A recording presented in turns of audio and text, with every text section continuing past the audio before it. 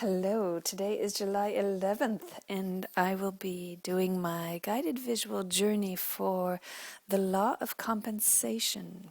This is the sixth mandala that I'm working on in a series of 12 on the 12 universal laws, and looking forward to what I will learn about this.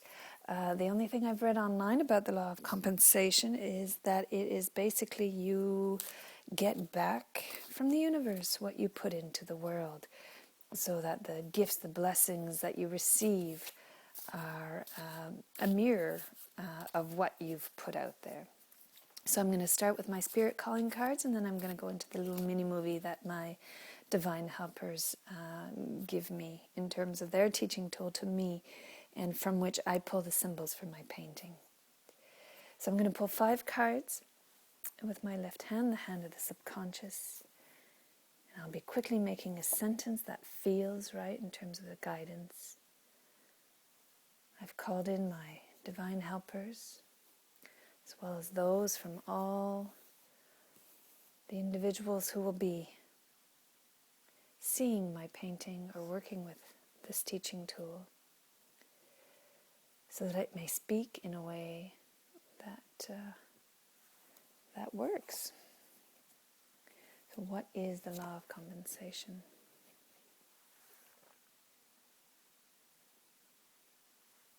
The 5 cards I've pulled are contemplate, life, complete, shift, and attract. Contemplate the shifts of life. To completely attract, no, to attract completion.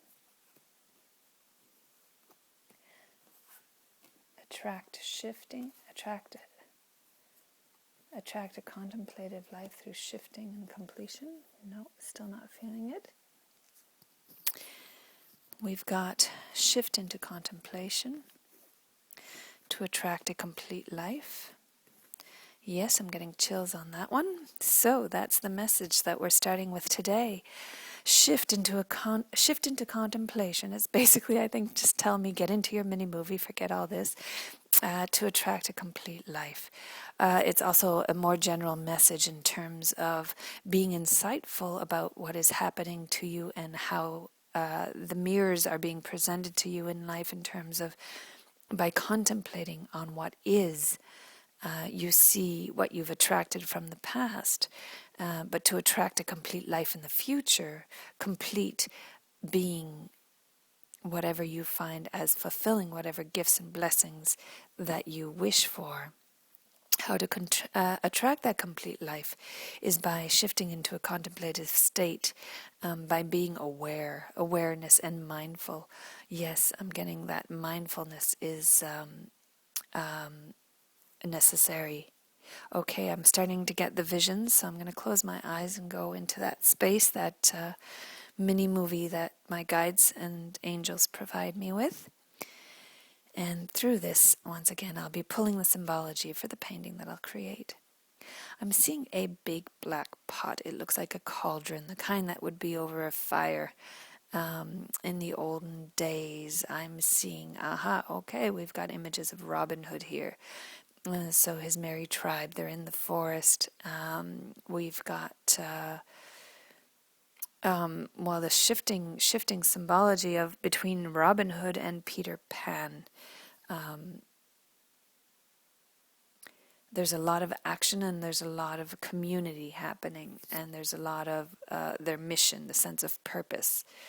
So it's not necessarily the personage. I think they're just being presented to me because I can relate to the stories. I'd have to look back into them a bit in terms of what, but we'll do that later. The series has changed, or right now I'm seeing this bright pink with yellow polka dotted caterpillar, cartoony style. That's often how I see things. And it's just slowly inching its way like an inchworm on this leaf. From the tip of the leaf, it's going towards the stem. That long stem, although it looked like a tree leaf, is actually a long stem that just goes straight into the ground, where I'm seeing roots, and at the end of each of the roots there's little droplets of water, and the roots are almost like dancing feet. We've got a whole, ballet scene going on down there under the earth. And we've got, a whole ballet troupe, men and women flipping, and a tutu swirling, and the roots of this plant are alive and dancing. I'm being brought back up to the surface, up to the stem, to this caterpillar who's chomping on this leaf and leaving a trail of its excrement behind it. Now I'm being shown a cow regurgitating the grasses and again defecating. I'm in a field of sheep. They're all of a sudden they're now wearing sweaters, and the wool has been transformed into sweaters that they're wearing, and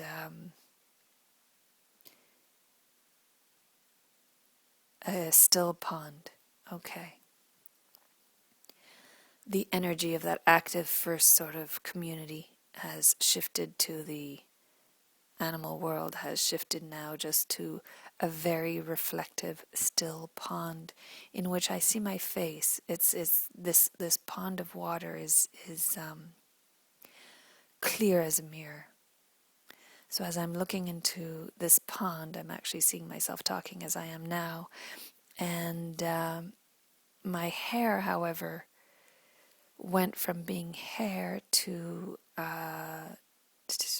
tentacles, almost Medusa looking like tentacles.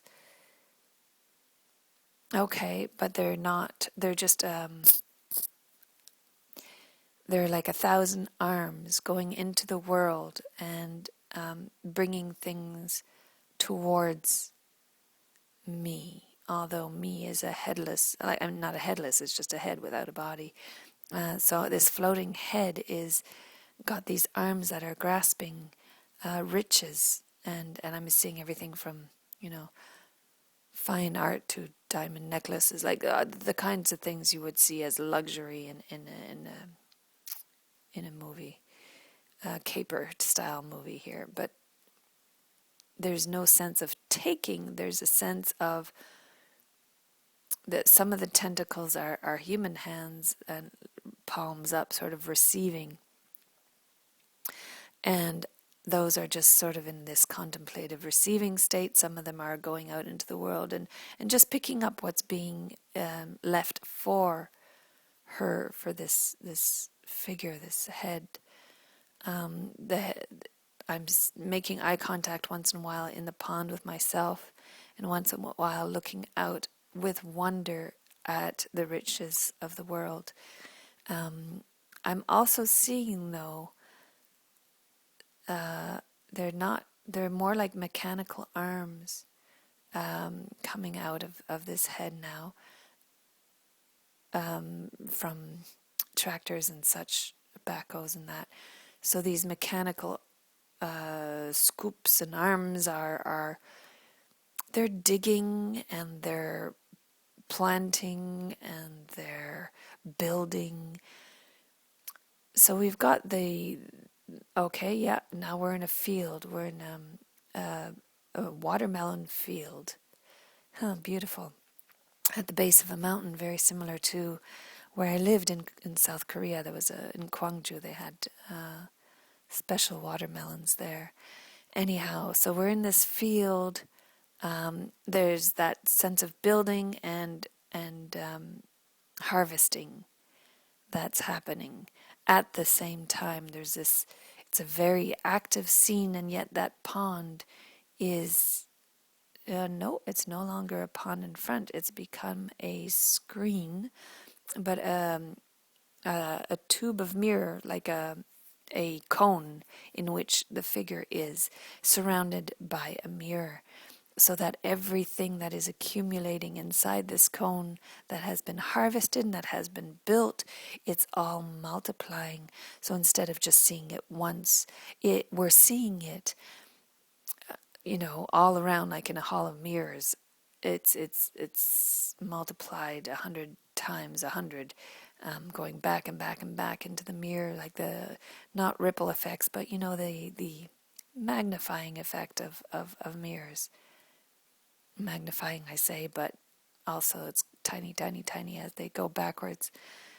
But it's all there, so that what I'm planting, what I'm building, as well as what I'm harvesting, seems much more than what is real, or real, however real it is inside that cone, being a bodiless head with all these things coming out of it.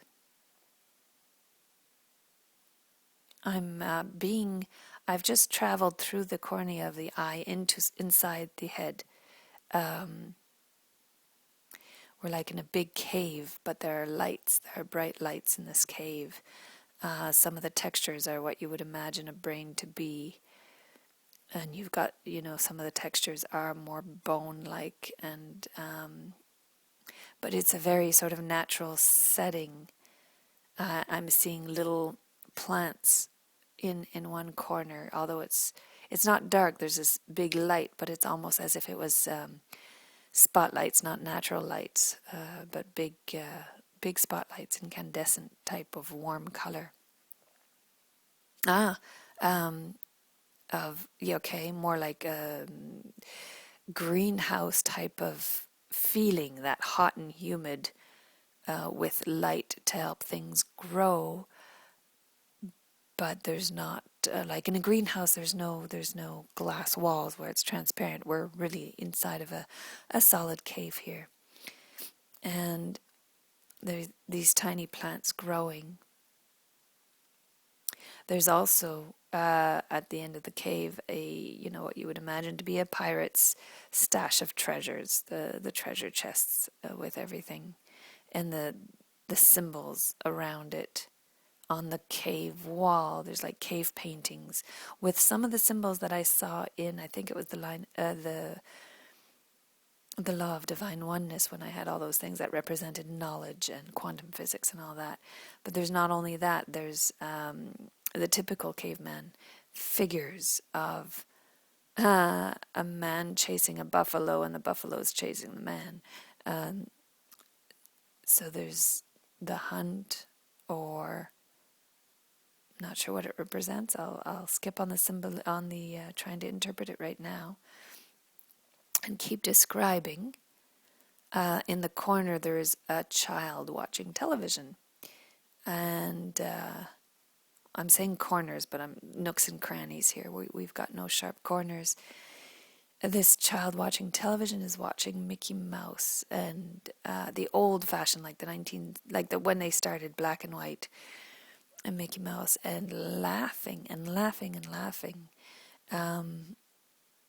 The sense of joy, and I'm seeing the parents in the other room smiling and looking at each other with love as they're watching this child enjoying himself.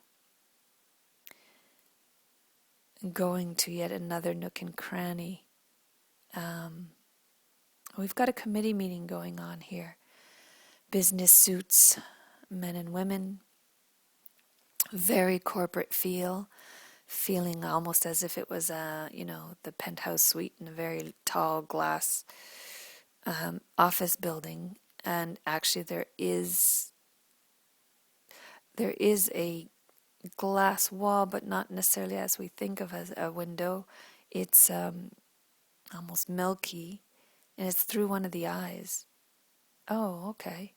So it's behind one of the eyes, looking out into the world, and the committee is deciding what the interpretation is. They're almost, I guess this is the analytical, the committee, interpreting and deciding what is being seen. Sort of they're almost like the middlemen, middlewomen in between that and the plants behind them.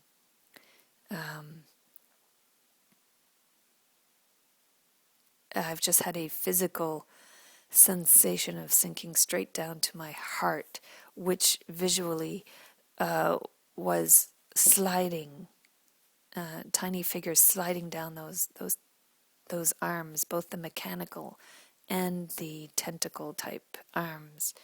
And these figures are jumping off, and now we're outside of the figure and onto the surface of the planet being a globe here. So I'm seeing the entire planet, these tiny figures, which if you think of it are actually quite huge when you look at the size of the globe compared to them. And they're doing everything that we do in life, basically. They're going about their daily life, everything from cooking and cleaning to going to work to going to school to the sense of friendship. Yeah, I'm seeing a whole bunch of children running towards school, but they're all holding hands with their, books wrapped in a strap.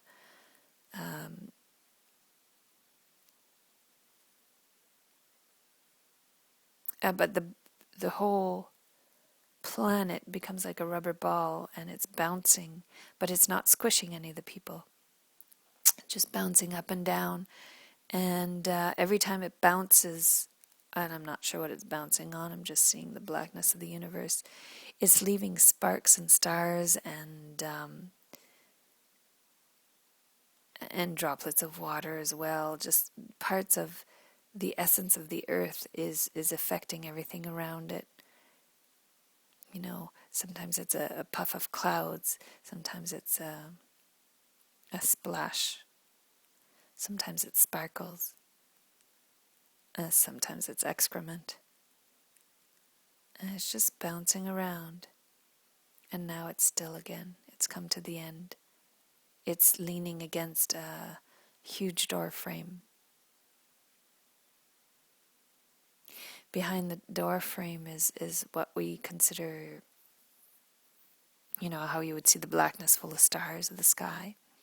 Actually, that's on both sides. This ball is resting on an invisible floor, but against this door frame. There's a sign on the door.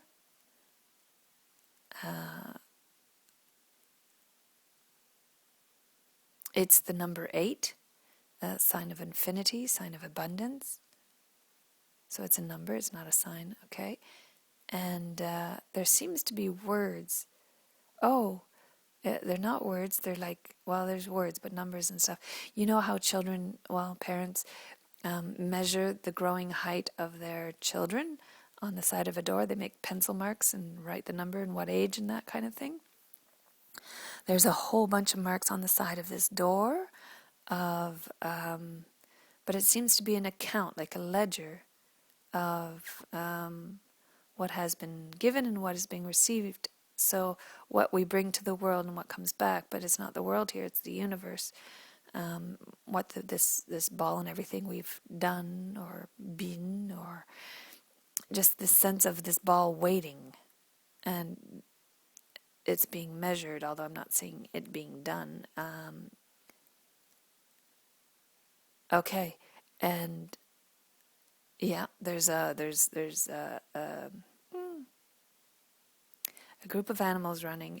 I'm getting a sense of a train. I'm getting a sense of a group of animals coming towards that door from the other side. Nothing firm. It's just a sense.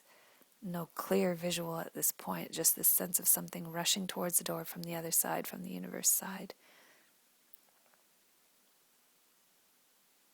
And it's scooping up the ball as it goes towards. There's just the same on the other side, but it scooped up the ball, which is the earth. And it comes to a screeching stop at the earth, but this is no longer the same earth as the rubber ball. It is a bigger planetary ball, but that looks like the earth with all the continents and all that. And again, there was no clear visual. It was just kind of this rushing wind of form that had the feeling of a train or the feeling of a running herd of animals. There's a door that's being opened to this hollow earth. Hollow in the sense of like it's a it's like a chocolate bunny, the hollow ones that you want to bite the ears off of, but it's the planet Earth, and there's a door being open, but the whole planet is in chocolate, and inside there is all sorts of rich goodness. And at first I would have said caramel and whatnot, but it's actually I'm seeing broccoli, I'm seeing all sorts of healthy foods. Okay, so all sorts of vegetables and fruit, nuts and seeds. Okay, and the earth rubber ball has been put inside there and okay, it's too fast for me. Slow down. The rubber ball's gone in. That wind has sort of closed the door. There's all these shoots and roots coming back out, and now we're back to that butterfly, not butterfly. Well, now it is a butterfly, but you remember that stem of the plant and the leaf, and on that leaf was a caterpillar, but the caterpillar is actually growing wings without going into the chrysalid. It's becoming a butterfly right as we see. From the wings of the butterfly, the head actually turns into a human head, turns into a fairy, turns into a fairy holding a magic wand and sitting on the shoulders. Although there's no shoulders, we're still on that Medusa head. And basically now kind of sort of going like, here you go, here you go, here you go, manifesting all around it riches. And the head comes to rest on the earth with a giant grin, eyes looking up into the sky, surrounded by riches. But we're not just talking physical riches. There's a sense of love, there's a sense of friendship, there's a sense of being connected, as all these roots are actually not, they're roots now. All those tentacle arms are joining with the roots that came from inside, and wrapping the planet with, with the arms, and holding hands and arms and mechanical arms and whatnot, with all sorts of other heads all around it. So this new planet, this chocolate planet full of goodness, is surrounded by this web, and instead of a spider in the middle, it's all these heads, smiling heads with riches all around. It's just extremely, extremely textured planet of goodness. And we're ending there. Thank you. I hope this has been entertaining, and if you want to look into the symbols, what does it mean to you? I'll have my interpretations, but since we connected to your team of divine helpers, you'll be getting your own interpretations of what some of these symbols mean. Trust it, and feel free to share.